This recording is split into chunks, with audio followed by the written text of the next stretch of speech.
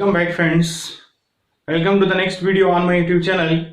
In today's video lecture we will discuss a topic of respiration for the 10th class. आज की video में हम 10th class के respiration के topic के ऊपर डिस्कस करेंगे. प्रीवियस वीडियोस में हम डाइजेस्टिव सिस्टम एंड डाइजेशन के बारे में डिस्कस कर चुके हैं. अब नेक्स्ट हमारा टॉपिक यहाँ पे रेस्पिरेशन ही आता है. आज की इस वीडियो लेक्चर में हम रेस्पिरेशन के प्रोसेस और इसकी टाइप्स को डिस्कस करने की कोशिश करेंगे. सबसे पहली चीज हम रेस्पिरेशन को समझने की कोशिश करेंगे. रेस्पिरेशन क्या होता है? रेस्पिरेशन एक कॉम्प्लेक्स प्रोसेस है. इस कॉम्प्लेक्स प्रोसेस के दौरान एक्सचेंज ऑफ गैसेस होती है. Intake of fresh air, that is oxygen, and exhale of fuel air, that is carbon dioxide. Exchange of the gases होती है.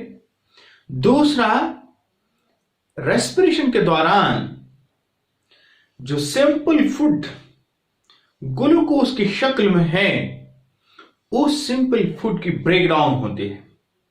उसकी ब्रेकडाउन सेल में होगी और उस ब्रेकडाउन के जरिए से एनर्जी रिलीज होगी.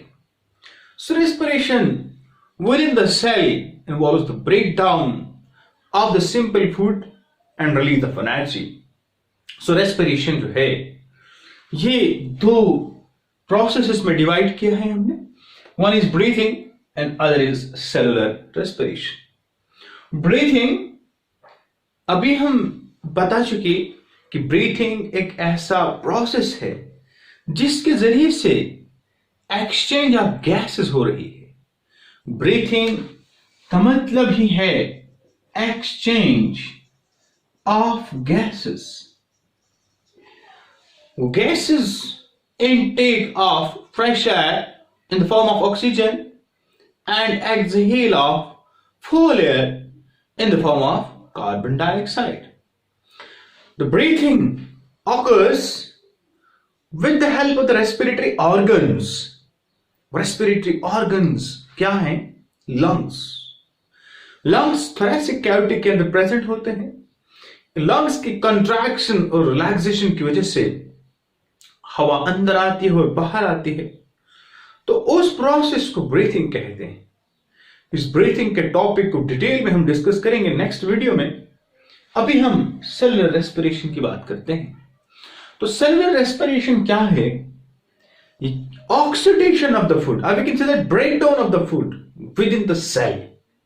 जो फूड मॉलिक्यूल्स ग्लूकोज फ्रक्टोज कुछ भी है, जब ये सेल के अंदर पहुंच जाता है उसकी ब्रेकडाउन होना और उससे एनर्जी रिलीज होना, उसी को सेलुलर रेस्पिरेशन कहते हैं.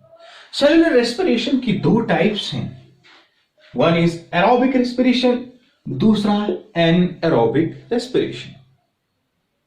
Aerobic respiration खुद लफ्ज बता रहा है ये वो रेस्पिरेशन है जो ऑक्सीजन की प्रेजेंस में हो रही है. यानी ये वो सेलुलर रेस्पिरेशन है जो ऑक्सीजन की प्रेजेंस में होती है. और एनारोबिक रेस्पिरेशन वो होती है जो ऑक्सीजन की एब्सेंस में होती है. जिन ऑर्गेनिज्म के अंदर एरोबिक रेस्पिरेशन होती है उनको एरोब्स कहते हैं और जिन ऑर्गेनिज्म के अंदर एनारोबिक रेस्पिरेशन होती है हम उनको एनारोब्स कहते हैं. ये एरोब्स कौन है? Higher animals. एंड जो सेल्स हैं प्लांट्स के भी, हायर प्लांट्स के सेल्स, वहां पर भी ब्रेकडाउन ऑफ द फूड इसी प्रोसेस के जरिए से होती है. Whereas anaerobic respiration occurs in lower organism and sometime ये higher organism के अंदर भी होती है लेकिन within the muscle cells. और muscle cells में anaerobic respiration के जरिए से lactic acid प्रोड्यूस होता है और एनर्जी प्रोड्यूस होती है. और mostly lower organism like yeast है, बैक्टीरिया है, एटसेट्रा. ये जो रेस्पिरेशन होती है इसको थोड़ा सा गहराई से सोचने की कोशिश करेंगे, समझने की कोशिश करेंगे. सबसे पहले जो रेस्पिरेटरी सबस्ट्रेट है, रेस्पिरेटरी सबस्ट्रेट क्या होता है? Respiratory substrate are basically the molecules which are broken down within the cell, like glucose, fructose, amino acids. उनको respiratory substrate कहते हैं. ये respiratory substrate सेल के अंदर ग्लूकोज जो है 6 कार्बन मॉलिक्यूल है, इसकी ब्रेकडाउन होती है और इससे 3 कार्बन मॉलिक्यूल पायरुविक एसिड बन जाता है. इस प्रोसेस को ग्लाइकोलिसिस कहते हैं. Glycolysis it mean break down of the glucose. इस दौरान कुछ एनर्जी प्रोड्यूस होती है. That energy is in the form of ATP, adenosine triphosphate की शक्ल में प्रोड्यूस होती है. और ये प्रोसेस कहां पे हो रहा है? यहां से लेकर यहां तक की जो प्रोसेस ग्लूकोज से पायरुविक एसिड कन्वर्ट हो जाना, इस प्रोसेस को ग्लाइकोलिसिस कहते हैं. और इस दौरान एनर्जी बहुत कम रिलीज होती है, ऑलमोस्ट 4 एटीपी मॉलिक्यूल्स. ये प्रोसेस सेल के साइटोप्लाज्म के अंदर होता है. दोनों केसेस में ये कॉमन है. दोनों केसेस में ये प्रोसेस कॉमन है. यहां पर भी ग्लूकोज पायरुविक एसिड के अंदर कन्वर्ट होता है. 6 carbon molecule glucose pyruvic acid के अंदर कन्वर्ट होता है. ये प्रोसेस कहां पे हो रहा है? साइटोप्लाज्म के अंदर हो रहा है. और इस प्रोसेस को ऑक्सीजन की जरूरत नहीं है, लिहाजा यहां पर भी ये हो सकता है और यहां पर भी हो सकता है. लेकिन विद इन द एरोब्स अब क्या हो जाता है, ये जो पायरुविक एसिड है ये चले जाता है माइटोकॉन्ड्रिया के अंदर. और माइटोकॉन्ड्रिया के अंदर अब जो प्रोसेसिंग होगी that occurs in the presence of oxygen. Mitochondria के अंदर ये जो पायरुविक एसिड है ये फर्दर प्रोसेसिंग होगी और यहां से huge amount of ATPs release होंगे और इस प्रोसेस को क्रेब्स साइकिल कहते हैं. नेक्स्ट जब हम हायर क्लासेस में जाएंगे वहां इसको हम डिटेल में डिस्कस करेंगे. तो क्रेब्स साइकिल के दौरान साइक्लिक मैनर में एटीपीज प्रोड्यूस होती है और ये यूटिलाइज होता है पायरुविक एसिड. ये प्रोसेस कहां पे हो रहा है? With in the mitochondria. Krebs cycle occurs within the mitochondria. वहां 3 कार्बन मॉलिक्यूल ब्रेक डाउन होता है किसमें? कार्बन डाइऑक्साइड, वाटर और energy. That energy is again in the form of ATP and large amount of energy is produced. So ये जो हमारे aerobes होते हैं इसके अंदर क्या होता है? ग्लूकोज पायरुविक एसिड में कन्वर्ट होता है.